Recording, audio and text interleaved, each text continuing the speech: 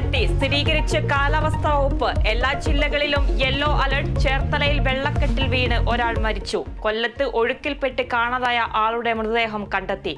വർക്കല ബീച്ചിൽ വീണ്ടും കുന്നിടിച്ച്.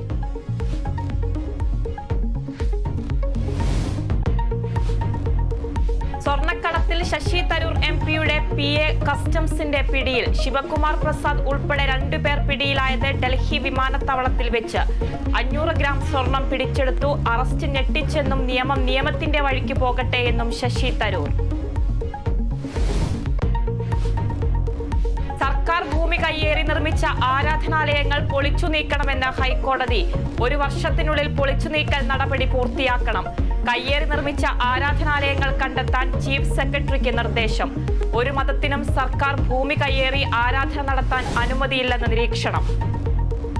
ഇടുക്കി മൂന്നാറിൽ വീണ്ടും കടുവയുടെ ആക്രമണം. ഗർഭിണി പശുവിനെ കൊന്നു.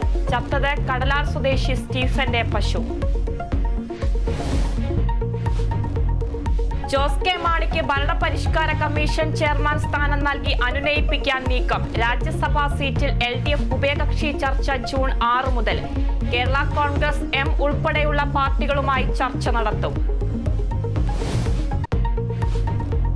ലോക്സഭാ തെരഞ്ഞെടുപ്പിലെ അവസാനഘട്ട പരസ്യ പ്രചാരണം ഇന്ന് അവസാനിക്കും. മറ്റന്നാൾ വിധിയെഴുതുക 57 മണ്ഡലങ്ങൾ. ധ്യാനമിരിക്കാൻ പ്രധാനമന്ത്രി ഇന്ന് കന്യാകുമാരിയിൽ.